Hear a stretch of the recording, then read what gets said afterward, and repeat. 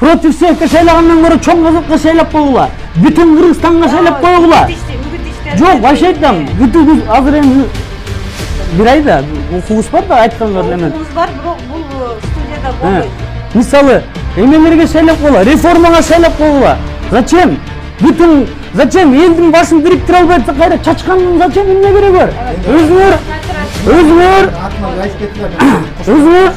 мисалы чоң казак эме кырчырышы чоң казакка келиш керек эле. Булар мисалы бир талкуу ишин көрө элек мында. Каякта баня болуп жүрүп, тияктылып эмне кырчырыгыр. Семек мырза, койгулачы. Эми делип алып элдин баарын.